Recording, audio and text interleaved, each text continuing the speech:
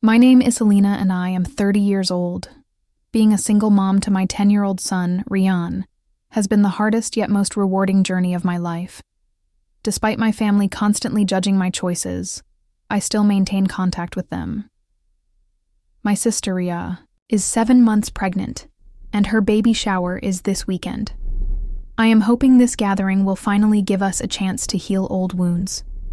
If you are watching this, drop a comment letting me know where you are from, and hit that like and subscribe button if family drama hits close to home.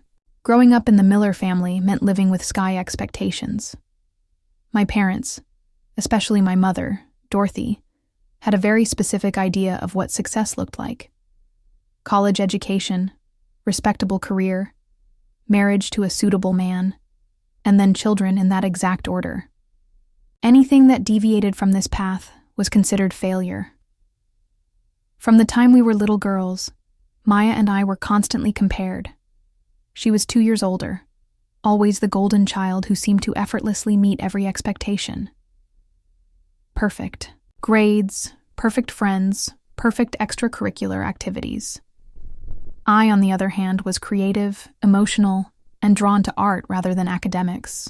My mother viewed my interests with barely concealed disappointment. "Why can you not be more like your sister?"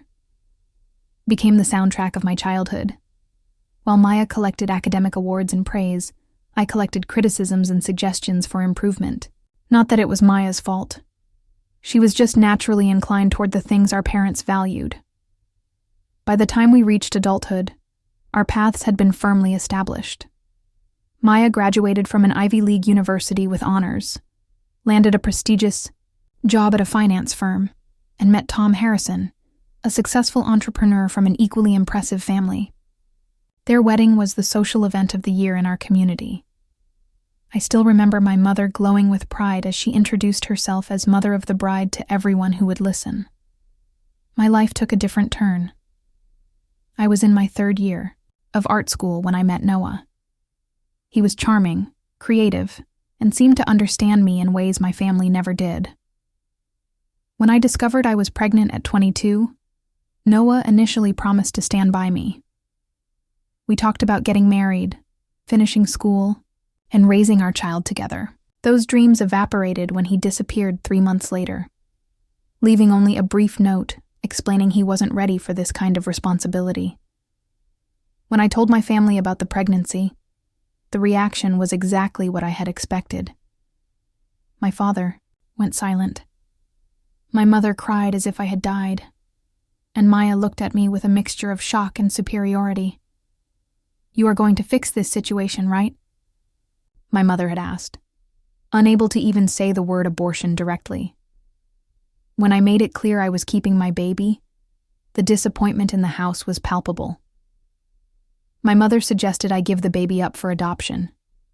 "You can still have a normal life," she insisted. "You can still find a good husband who will not hold this mistake against you." But Jackson was never a mistake to me. From the moment I felt him kick, I knew I would do anything to give him a good life with or without my family's support.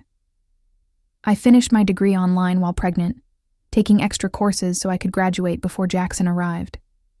After he was born, I started working as a freelance graphic designer, taking on projects I could do from home while caring for my newborn. It was not easy.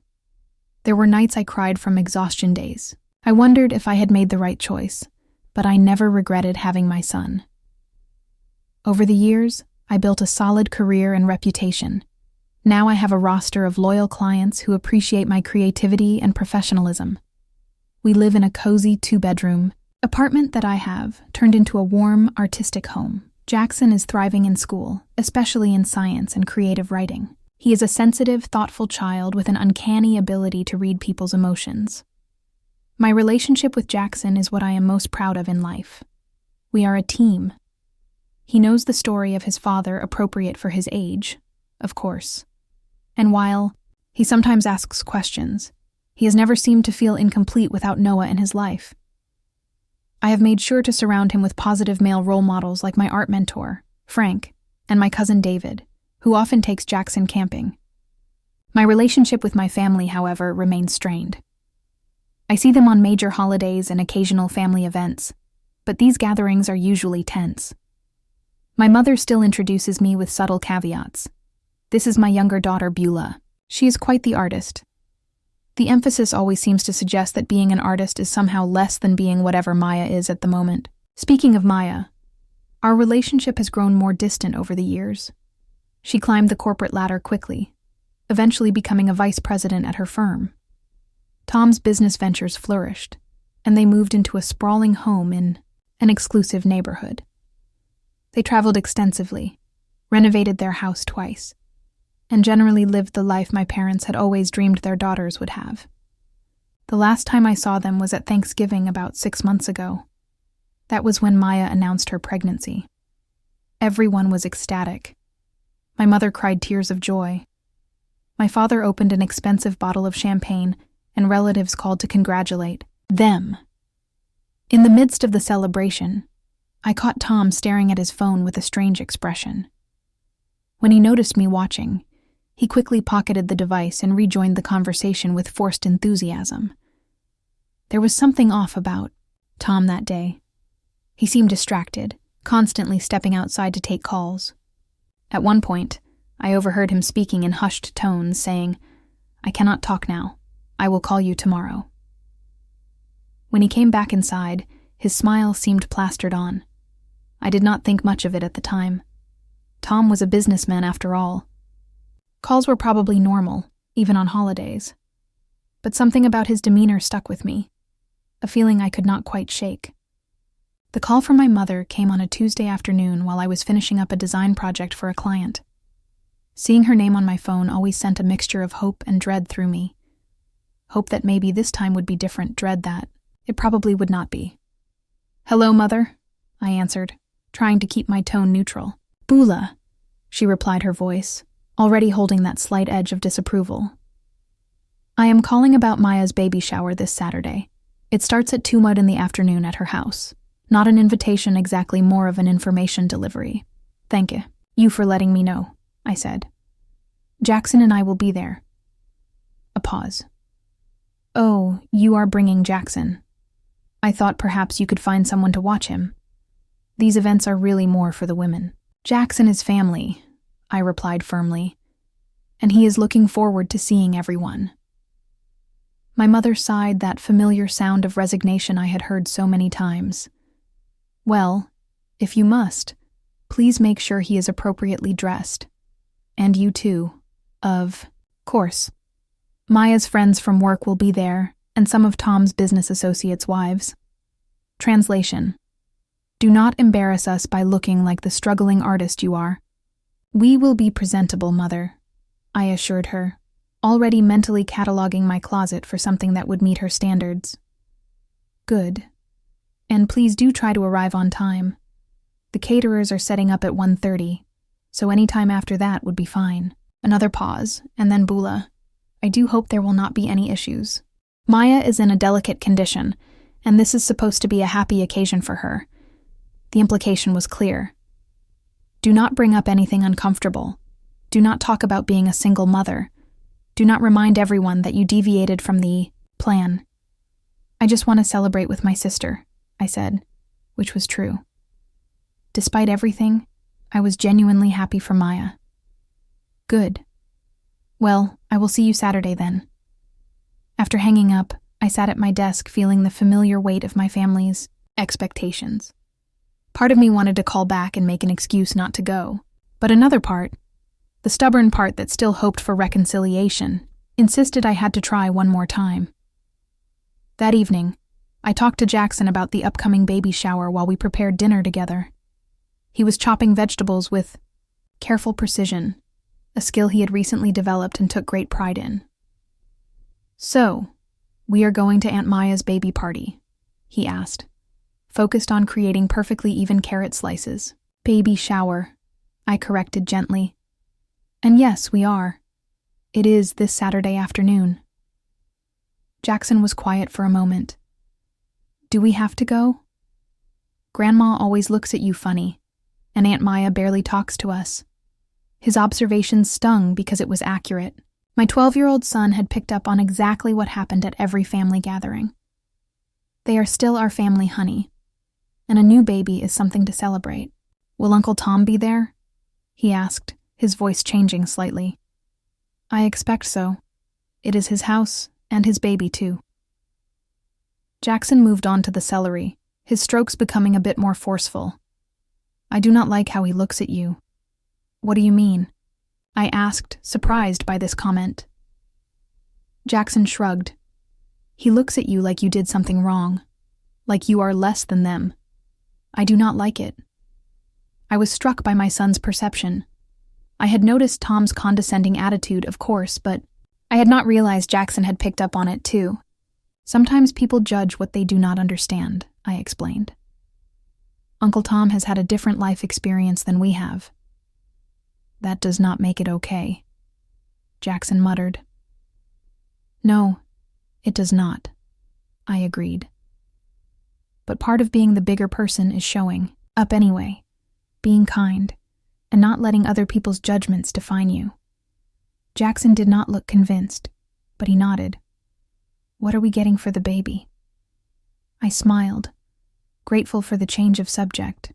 I was thinking we could get a really nice organic cotton baby blanket set. I found one handmade by that artisan we met at the farmer's market, the one with the birds embroidered on it. Jackson asked, brightening a little. That was pretty cool. Yes, and it is expensive, so it should meet Grandma's standards for an appropriate gift, I added with a wink. Jackson laughed, and the tension broke. Can I make a card to go with it? Absolutely. Your artwork would make it extra special. The next few days passed quickly as I completed client projects and prepared for the baby shower. I spent more than I should have on the gift, wrapping it in elegant paper with a handmade card from Jackson featuring a beautifully drawn stork. I also splurged on a new dress for myself, navy blue with subtle floral patterns, conservative enough for my mother's approval, but still reflective of my style. The morning of the shower, I noticed Jackson was unusually quiet. He sat at the kitchen table staring at his phone with an intense expression. Everything okay, buddy? I asked, pouring him a glass of orange juice. He startled and quickly put his phone down. Yeah, fine. You sure? You seem a bit distracted. Just playing a game, he said, but his voice lacked conviction. Later, as we were getting ready to leave, I caught him checking his phone again. His brow furrowed in concentration. Jackson, what is going on? You have been glued to that phone all morning. Nothing, he said too quickly. Then after a pause, Mom, I do not think Uncle Tom is a good person. The statement was so unexpected that I did not immediately know how to respond. Why would you say that? Jackson hesitated clearly, wrestling with something. Just a feeling. I have. Did something happen? Did he say something to you at Thanksgiving? No, nothing like that. Can we just go? We are going to be late, and you know how Grandma gets. I wanted to press further, but he was right about the time.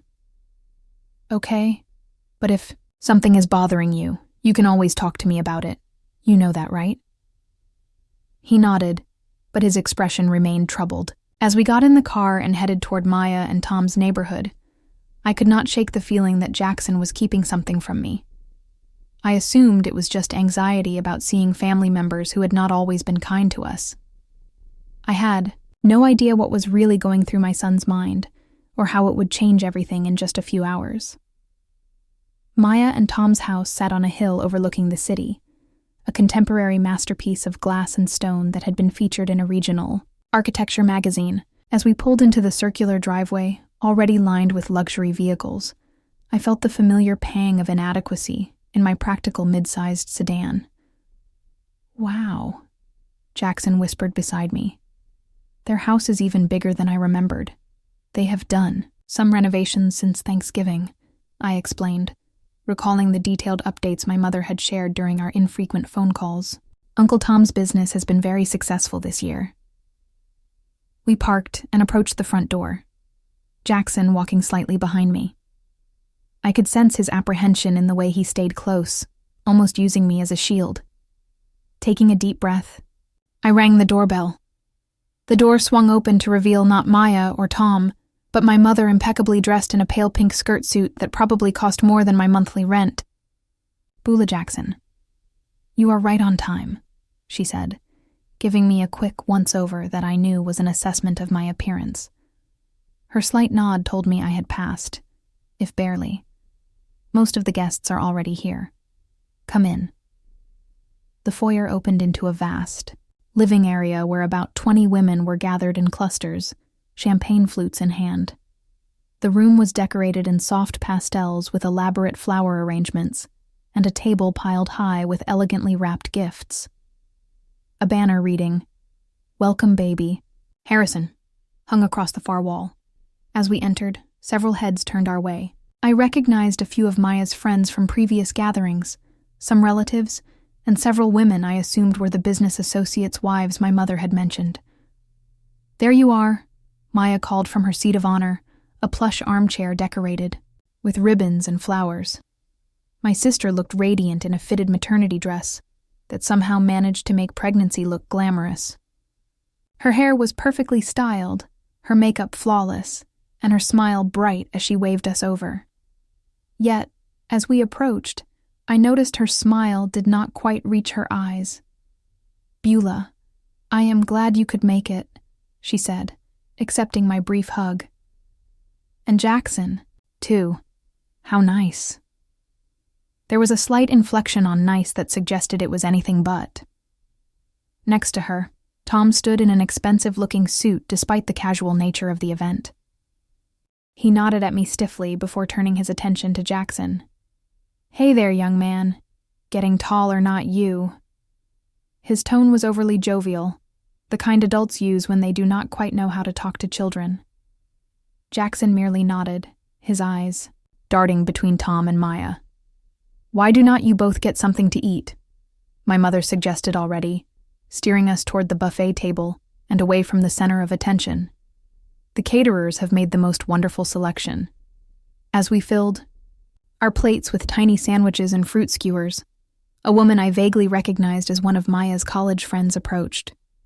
"Beulah right?" she asked, her voice syrupy sweet. "It has been ages.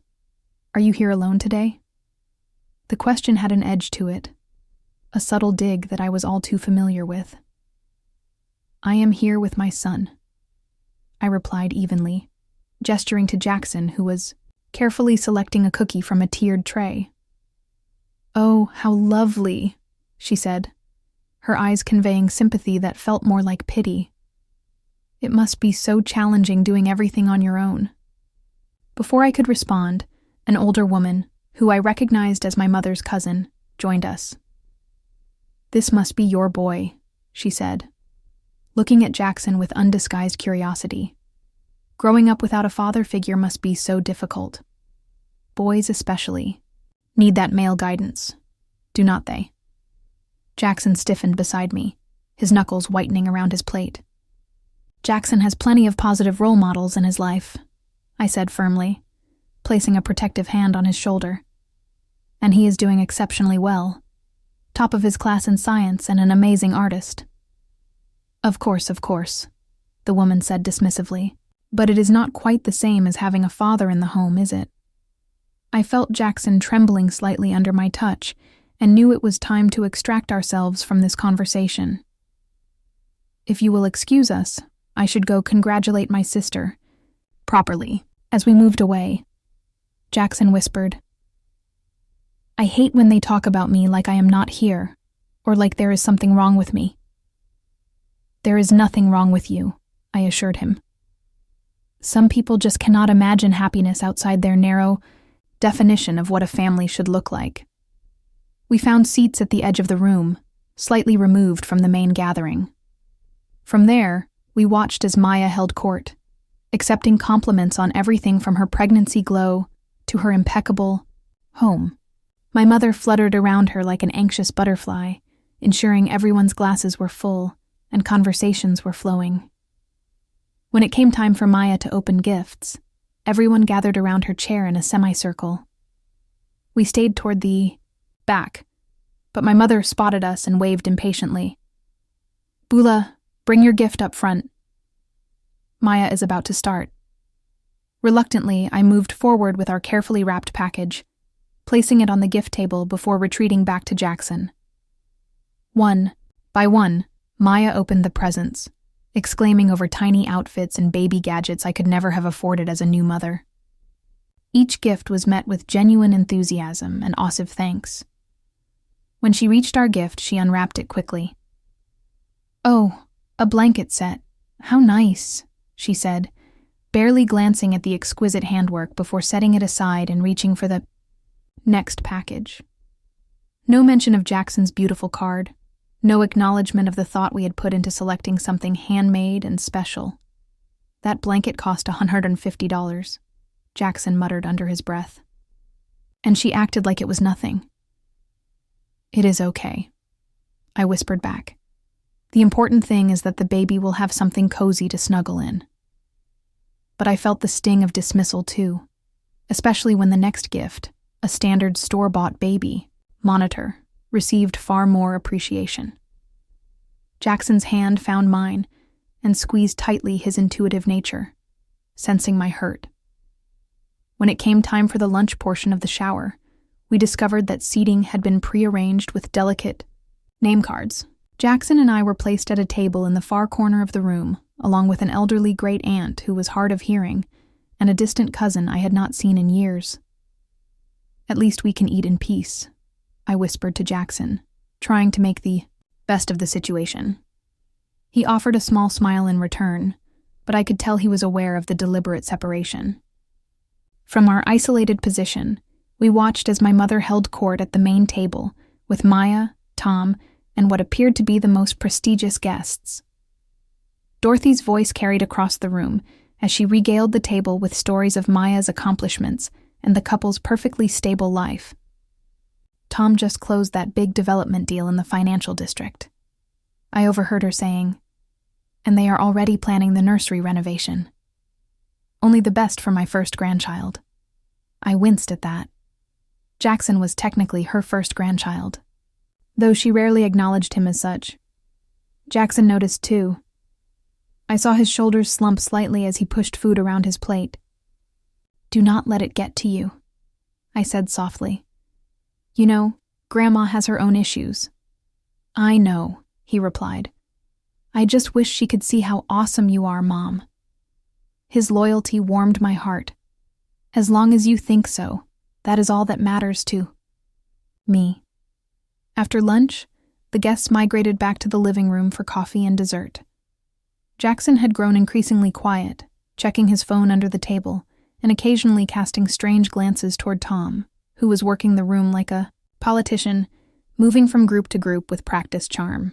I tried to engage in conversation with a few of the less judgmental guests, mostly discussing neutral topics like the unseasonably warm weather and the latest movies. Just as I was beginning to think we might make it through the event unscathed, the conversation took an unexpected turn. One of Maya's friends, a woman named Valerie, who I remembered from their college days, raised her voice slightly to be heard over the general chatter. "So Maya, have you and Tom decided on your parenting approach? Are you going to be strict or more relaxed?" All eyes turned to my sister, who smiled serenely with one hand resting on her belly. "Well, we have been reading several books on the subject. Tom believes in firm boundaries with lots of positive reinforcement, and I think structure is so important for children." Heads nodded in agreement around the room. My mother beamed with pride. "We plan to be very involved parents," Maya continued, warming to her topic. "Tom is even cutting back on his work hours for the first few months. We believe having both parents actively engaged is crucial for proper development." As she spoke, her gaze drifted toward me, and something in her expression shifted. A slight curl of her lip, a hardening around her eyes. "After all," she added her voice, taking on a pointed edge, "children need stability and consistency. A mother and a father who are committed to each other and to their family." The implication hung in the air like a heavy cloud. A few uncomfortable glances were cast in my direction. "We are so blessed," Maya continued now, looking directly at me, to be able to provide our child with everything they need, including a complete family unit. My stomach tightened as I realized where this was headed. Jackson sensed it too, his body tensing beside me. "At least my baby will have a father," Maya said with a laugh that sounded like breaking glass. To my horror, several guests actually chuckled along with her. Others looked away awkwardly, but no one spoke up. "Some women just make bad choices," my mother added from her seat beside Maya, her voice carrying in the now quieter room. But thankfully, Maya has always known how to make the right decisions. The room seemed to spin around me. 12 years of judgment, 12 years of subtle and not so subtle digs, all distilled into this public humiliation. I felt tears burning behind my eyes, but refused to let them fall. Not here, not now, not in front of these people. I started to rise, intending to make a dignified exit, when Jackson's hand on my arm stopped me. I looked down at my son, expecting to see hurt or embarrassment on his face. Instead, I saw something entirely different. His expression was calm, determined with a maturity far beyond his 12 years. "Mom, it is okay," he whispered. "I need to do something." Before I could ask what he meant, Jackson stood up, his slender frame straight and tall beside me. The room gradually fell silent as people noticed the 12-year-old boy standing ramrod straight in the middle of the baby shower. Even Maya's smug expression faltered slightly as she registered her nephew's stance. "Jackson," I whispered urgently, tugging at his sleeve. "Sit down, honey." But he gently shook off my hand, his eyes fixed on his aunt. The confidence in his bearing was so unexpected that I found myself frozen, uncertain whether to stop him or let whatever was happening unfold. My mother was the first to break the uncomfortable silence. "Jackson, dear, the adults are talking. Why do not you go out to the patio? I think there might be some cookies left on the dessert table."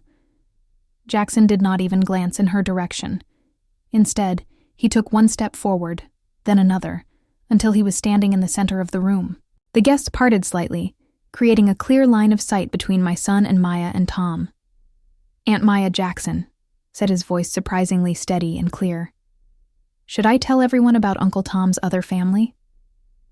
The words landed like a bomb in the elegant room. For a moment, everything seemed suspended in time. Maya's face went from confusion to shock, her mouth opening slightly, but no sound coming out.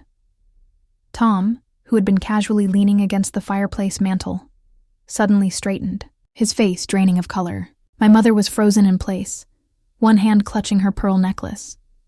The other guests exchanged bewildered glances, unsure if they had heard correctly. "What did he say?"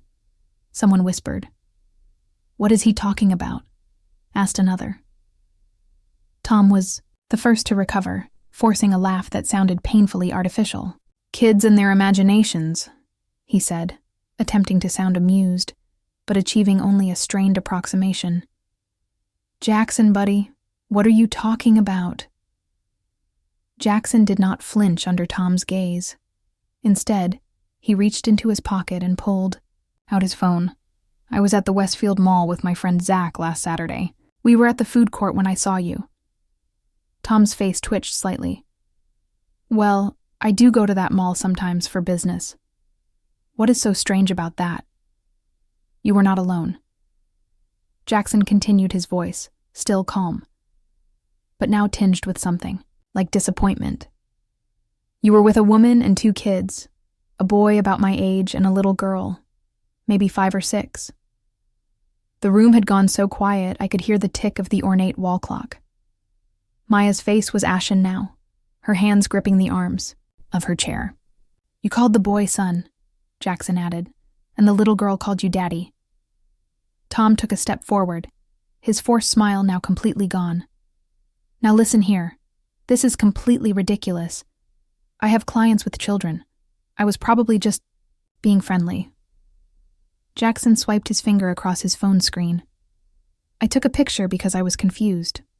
I thought maybe you had cousins or something you never mentioned." He turned the phone around, showing a somewhat distant but clear image of Tom, with his arm around a woman who was definitely not Maya, a boy and girl on either side of them. Tom's face contorted with anger. "You took pictures of me. That is an invasion of privacy. Bula, control your son." But it was too late. The photo was already being passed around as guests craned their necks to see. "After I saw you, I got curious," Jackson continued, seemingly immune to Tom's growing fury. "So, I looked you up online. It was not hard to find your other Facebook profile, the one under the name Thomas Harris instead of Tom Harrison." Maya made a strangled sound somewhere between a gasp and a sob.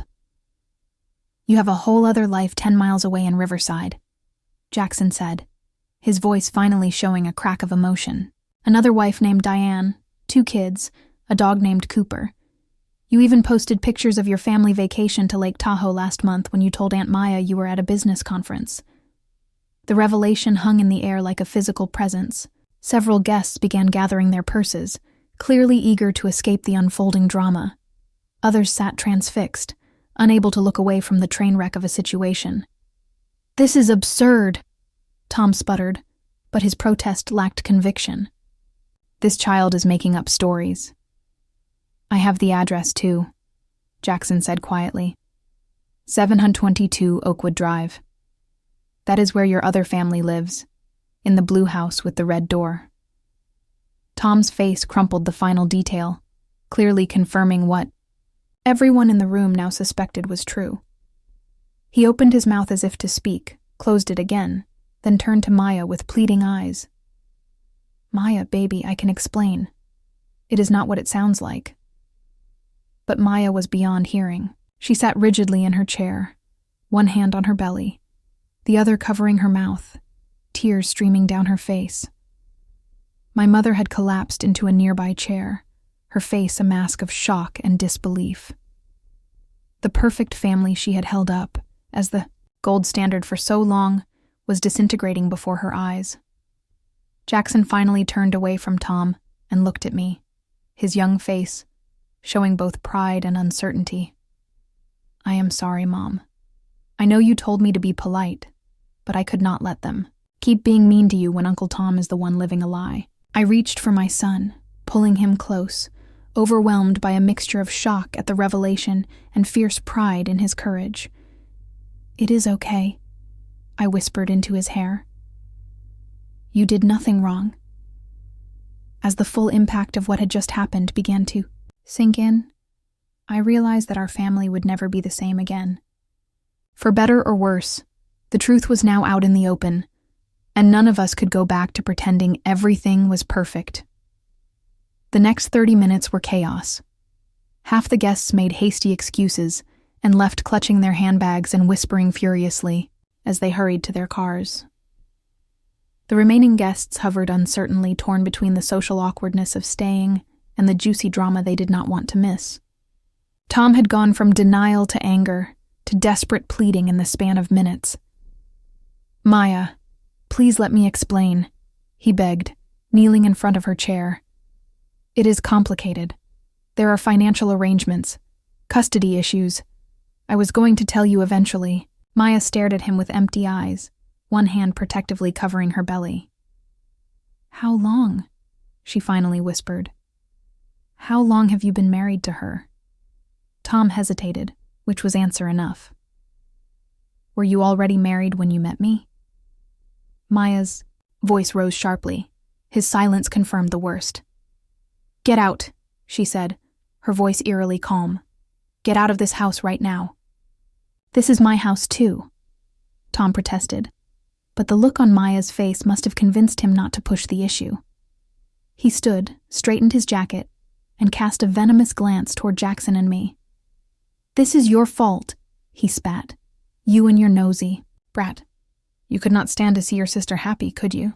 Had to ruin it, because your own life is such a mess. That is enough." My mother's voice cut through the room with surprising force. She had risen from her chair and now stood between Tom and us, her small frame vibrating with fury. "You will not speak to my daughter or grandson that way. Not after what you have done. Leave this house immediately before I call the police." The authority in her voice was unexpected, and Tom's anger deflated slightly. With a final glare around the room, he grabbed his keys from a side table and stormed out the front door, slamming behind him. In his wake, the remaining guests began to disperse, murmuring awkward condolences to Maya as they left. Soon, only family remained.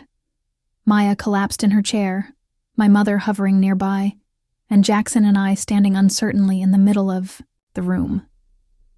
I turned to my son, needing to understand. "Jackson, can we talk outside for a minute?" He nodded, following me onto the back patio where the afternoon sun cast long shadows across the manicured lawn. "How did you figure all this out?" I asked once we were alone. Jackson looked down at his sneakers. "It started at the mall, like I said. I saw Uncle Tom with that family, and he looked different. Happy in a way I had never seen before. They were eating ice cream and laughing, and he was not checking his phone, or looking around nervously like he always does when we see him at family stuff." I nodded, encouraging him to continue. "I took the picture because I was confused. Then I got curious and looked him up online. It was not that hard, Mom. He has 2 different Facebook accounts, but he uses the same profile picture for both, just cropped differently. One for Tom Harrison, the successful businessman married to Aunt Maya, and one for Thomas Harris, the family man with Diane and the kids." "Why did not you tell me?" I asked gently. Jackson shrugged. "I was going to, but I wanted to be sure first, and then, when Aunt Maya said those things about you and Grandma too." His voice trailed off, and he looked up at me with eyes too wise for his age. "It made me so mad. They act like you did something wrong by raising me alone. But Uncle Tom is living a complete lie, and they think he is perfect." I pulled him into a hug, marveling at the compassionate, justice-minded person he was becoming. "I am not angry," I assured him. "But revealing secrets like that is a big thing. There are consequences that affect a lot of people." "I know," he said softly. "But was I supposed to just let them keep hurting you?" I had no good answer for that. Instead, I just held him tighter, grateful beyond words for his fierce loyalty. When we returned inside, we found Maya alone in the living room, staring blankly at the Welcome Baby Harrison banner that now seemed like a cruel joke. My mother had disappeared, presumably to call my father or other relatives with the news. I approached my sister cautiously. "Maya, where is everyone?" "Gone," she said flatly. "Mother is upstairs having a crisis of her own. Everyone else left." She looked up at me, her makeup streaked from crying. "Are you happy now?" The accusation stung. "Of course not. How could you think that? Your son just destroyed my marriage." "No," I said firmly. "Tom destroyed your marriage when he decided to live a double life. Jackson just exposed the truth." Maya's face crumpled. 7 years, she whispered.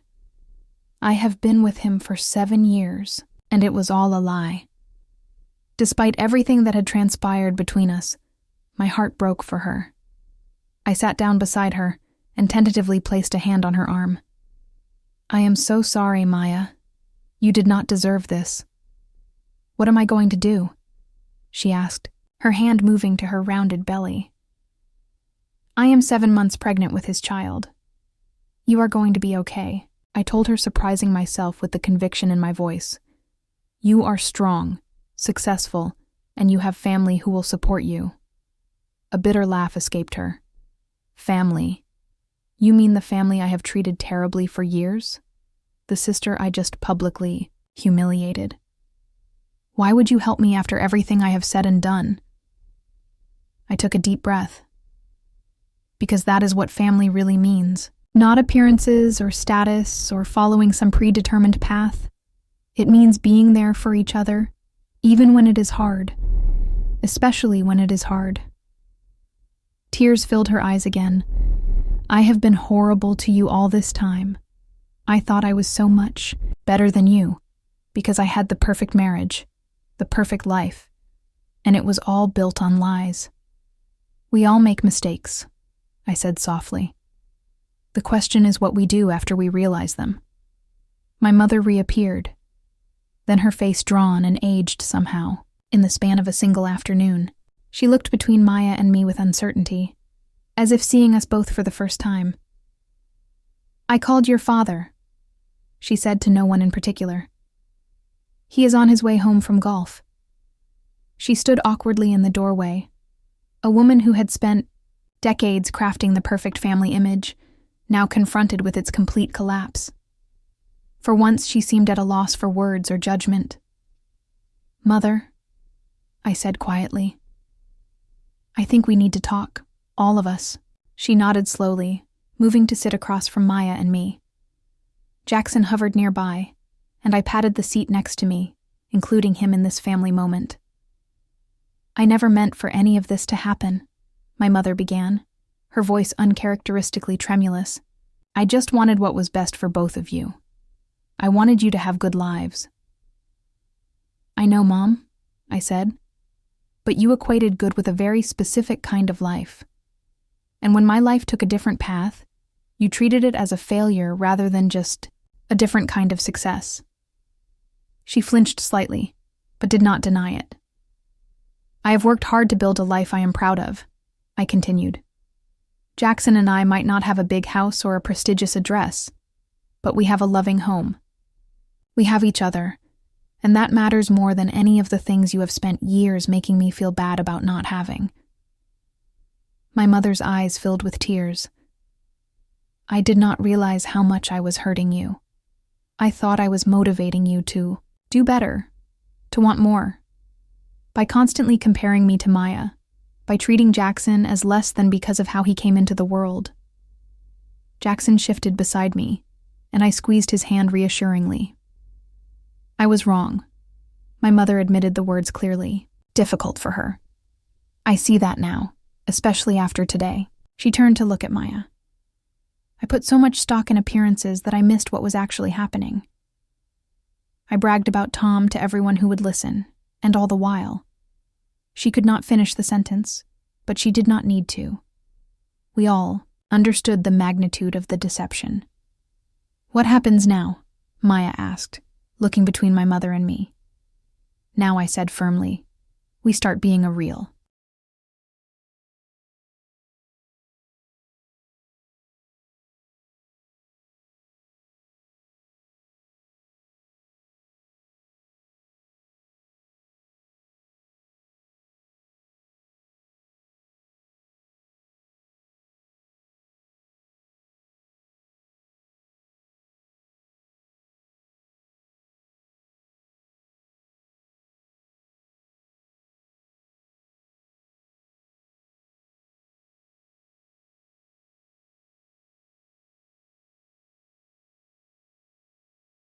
Family, one that supports each other through both the good times and the bad ones. One that values honesty over appearances. I do not know if I can do this alone, Maya whispered, touching her belly again. You are not alone, I told her. You have me.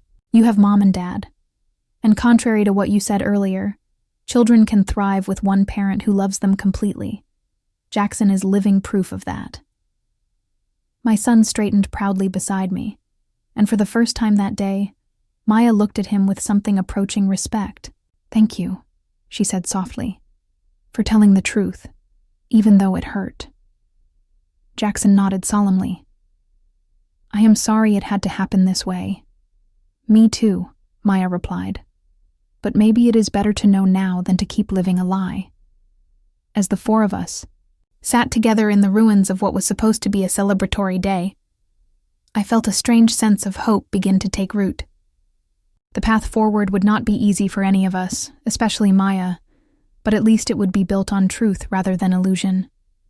And perhaps out of this painful revelation, a stronger, more authentic family might eventually emerge. The months following the baby shower revelation were difficult but transformative for our family. Maya filed for divorce, immediately discovering in the process that Tom's deception went even deeper than we initially thought. Not only did he have another family, but he had been siphoning money from their joint accounts for years, presumably to support his other household. Through it all, I stayed by my sister's side. The years of judgment and comparison fell away as we rediscovered the bond we had shared as children before expectations and competition had driven us apart. I accompanied her to doctor appointments, helped her prepare the nursery, and spent hours listening as she worked through her shock and grief. My mother underwent perhaps the most surprising transformation. The collapse of her carefully constructed family narrative seemed to break something fundamental in her worldview. For the first time, she began to question the values and judgments that had guided her life for so long. I spent decades focusing on the wrong things she confessed to me one evening as we sat in Maya's kitchen sorting baby clothes. All those years I looked down on your choices. And yet you built something real and honest. You raised an amazing boy with integrity and courage. Meanwhile, I was bragging about a marriage that was nothing but a facade. You did what you thought was right, I told her, finding forgiveness easier than I had expected. We all make mistakes, Mom. What matters is that we learn from them. She reached across the table and took my hand, her eyes shining with unshed tears. I am so sorry, Beulah, for everything, for making you feel less than, for not seeing the incredible strength it took to make the choices you did. That conversation marked a turning point in our relationship. The critical comments stopped, replaced by genuine interest in my work and Jackson's activities. She began to visit our apartment regularly, no longer making subtle comments about the size or location, but instead appreciating the warmth and creativity that made it our home. Jackson flourished under his grandmother's newfound attention and respect. He showed her his science projects and art portfolios, and she listened with real enthusiasm. I often caught her watching him with a mixture of pride and regret, perhaps thinking of all the years she had missed by holding him at a distance. He is so much like you, she told me once. That same quiet determination, that sense of justice. You have done an incredible job with him, Beulah. I should have told you that years ago. As for Maya, her journey was perhaps the most difficult. At 36, she found herself facing single motherhood, exactly the situation she had judged me for so harshly. The irony was not lost on either of us. I do not know how you did it, she admitted one night, as we assembled a crib in her newly renovated nursery. She had sold the house she had shared with Tom, unable to live with the memories, and purchased a smaller but still lovely home closer to where I lived. The thought of doing this alone terrifies me. You will not be alone, I reminded her. And honestly, it is both harder and easier than you imagine. Harder because there are moments when having someone to share the load would mean everything. Easier because all the decisions are yours. There is a certain freedom in that. I always thought I needed the perfect life to be happy, she said, resting, a hand on her now 8-month belly, the husband, the house, the career. I defined myself by those external markers of success. And now I asked. Now I am learning that real success is about authenticity, building a life that is truly yours, not one designed to impress others. She looked at me with new understanding. You figured that out a long time ago, did not you? I had to. I smiled. But I think we all get there in our own time, in our own way. 2 weeks later, Maya went into labor 3 weeks early. Jackson and I were the first to arrive at the hospital, followed closely by our parents. We gathered in the waiting room, a family united by crisis and newfound understanding. When the nurse finally came to tell us that both Maya and her daughter were doing well, my mother burst into tears. A granddaughter, she whispered. Another beautiful granddaughter. I noticed her use of another, a small but significant acknowledgement of Jackson as her first grandchild. He noticed, too, a small smile playing at the corners of his mouth. Later, as we stood around Maya's hospital bed, watching her cradle little Lily with a mixture of exhaustion and wonder, my mother did something that surprised us all. She gathered Jackson and me into a tight embrace. Thank you, she said, her voice thick with emotion. "Both of you. You have taught this old woman more than she ever expected to learn." Jackson looked up at her with his wise, gentle eyes. "It is okay, Grandma. Sometimes the hardest lessons are the ones we need the most." Out of the mouths of babes, I thought, marveling at my son's capacity for forgiveness and wisdom. In the weeks and months that followed, our family settled into a new normal. Maya discovered strengths she never knew she possessed. As she navigated new motherhood without the partner she had counted on, my mother became a regular fixture in both our homes, dividing her time between her grandchildren with no hint of the favoritism that had once been so painful. One evening, as I sat on my small balcony watching Jackson help Maya manage baby Lily while she prepared a bottle, I felt a profound sense of peace wash over me. The journey had been difficult, filled with judgment, pain, and eventually revelation, but what had emerged from that crucible was something precious. A family bound not by appearances or expectations, but by love, truth, and mutual respect. I had spent so many years feeling like the family failure, the one who had strayed from the approved path. Now I understood that sometimes the unexpected path leads to exactly where you need to be. My choices had given me Jackson independence, and a life built on authenticity rather than illusion. The baby shower incident, painful as it was, had shattered the facade that had kept us from truly seeing and accepting each other. From those broken pieces, we had constructed something stronger, more beautiful in its imperfection. As I watch my son today now, 13, and growing into a young man of remarkable character, I am filled with gratitude for the journey that brought us here. The road was not what I had planned or expected, but it led us home nonetheless, to a place of understanding that family is not defined by conformity to some ideal, but by the willingness to stand by each other through life's most difficult moments. Have you ever experienced a moment when a painful truth ultimately brought healing to your family? Share your story in the comments below. If this resonated with you, please hit that like button and subscribe to hear more stories of resilience and transformation. Thank you for joining me on this journey, and remember that sometimes our greatest strengths emerge from our most challenging circumstances.